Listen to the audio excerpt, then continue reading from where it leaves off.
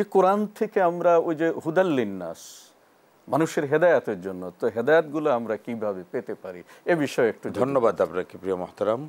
আসলে একটি গুরুত্বপূর্ণ বিষয় বলেছেন। আসলে মূল কথাটাই হলো এখানে হুদাল্লিন্নাস, মানুষের হেদায়েতের জন্য।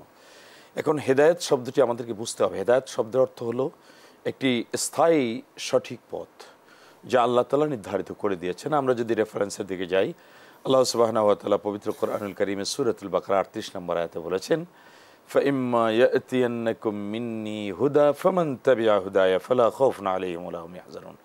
এখানে হেদায়েতটাই কিন্তু আমরা চাচ্ছি প্রতিনিয়ত, প্রতি ওয়াক্ত নামাজে, প্রতি রাকাতে আমরা সূরা ফাতিহা পড়ছি, তো হেদায়েত চাচ্ছি, ইহদিনাস সিরাতাল মুস্তাকিম।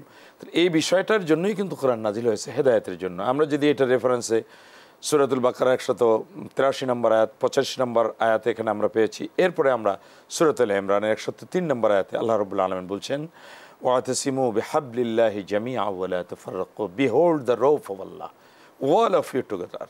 সকলে ঐক্যবদ্ধভাবে এটাকে হেদায়েত পাওয়ার জন্য ধরতে হবে। আমরা দেখেন, আমরা বিক্ষিপ্ত বিচ্ছিন্ন অবস্থায় তাফাররুক করে আসছি, তার মানে হেদায়েতের মূল টার্গেট প্রথমে এখানে ব্যাহত হয়ে যাচ্ছে।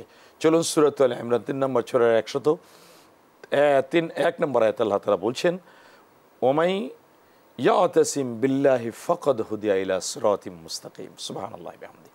এই তথ্যগুলো আমাদের মাঝে পাওয়ার পরেও আমরা এই মডার্ন সায়েন্স অ্যান্ড টেকনোলজির এই স্যাটেলাইটের এই পিরিয়ডে আমরা বহু আগেকাল থেকে দেখছি যে কোরআনের মূল কথাগুলো আসতেছে না। অথচ আল্লাহ তাআলা কিন্তু ইন্ডিকেট করে বলেছেন হুদাল্লিন্নাস। প্রথমে সূরা বাকারার ২ নম্বর আয়াতে বলছেন, এরপরে তিনি বলেছেন হুদাল্লিন্নাস ফামান তাবিআ হুদায়া, যারা এটাকে অনুসরণ করবে। এই কথাগুলো আমরা যদি খুঁজে খুঁজে বুঝে না পড়ি, তাহলে কখনোই আমরা কোরআন মানতে পারবো না। এরপরে যে দুটো রেফারেন্স দিলাম, এরপরে সূরাতুল আনা'আম সূরা নিসার মাঝে আছে একই কথা। শুধু তাই না, সূরাতুল কাসাস ৫০ নম্বর আয়াতে ২৮ নম্বর সূরাতে আল্লাহ তাআলা বলছেন, এই কোরআন ছাড়া যদি কেউ হেদায়েত চায়, আদাল্লাহুল্লাহ, আল্লাহ তাআলা তাকে গোমরাহর পথ করে দেবেন। নাউযুবিল্লাহ। এই প্রসঙ্গে আমি আরেকটি কথা আপনাকে জিজ্ঞাসা করতে চাই যে ফালা খাউফুন আলাইহিম ওয়া লা হুম ইয়াহজানুন, অর্থাৎ যারা কোরআনের পথ অনুসরণ করবে, কোরআনের পথে চলবে, তাদের কোনো ভয় নেই, তারা চিন্তিত হবে না। প্রশ্ন হলো যে গোটা বিশ্বব্যাপী আমরা যারা কোরআনকে ফলো করছি, অনুসরণ করছি, এদের সংখ্যা কিন্তু নেহায়েত কম নয়। তাহলে আমাদের বিশ্বব্যাপী কেন এই মুসলমান দেশগুলোতে, অন্য ধর্মের কথা বাদই দিলাম, কেন অশান্তি বিরাজ করছে? তাহলে কি কোরআনের প্রতি যেভাবে আস্থা রাখার প্রয়োজন ছিল আমরা সেখান থেকে অনেক দূরে? অত্যন্ত গুরুত্বপূর্ণ একটি বিষয় আলোচনা করেছেন মোহতারাম। আসলে তিনি যে আয়াতের রেফারেন্সটুকু টেনেছেন সূরা বাকারার ২ নম্বর সূরা ৩৮ নম্বর আয়াত, ঠিক এই আয়াতের শেষেরটুকু কথাই ছিল এটা, যে ফামান তাবিআ হুদায়া ফালা খাউফুন আলাইহিম ওয়া লা হুম ইয়াহজানুন। এই কথাটা সূরাতুল হামিমাস সাজদার ১১১ নম্বর আয়াতে এই কথাটাই আছে, যে শয়তান আপনাকে আমাকে চাইবে দুনিয়ার জীবনের চাকচিক্যর মোহে আপনাকে আমাকে ফেলে যেতে।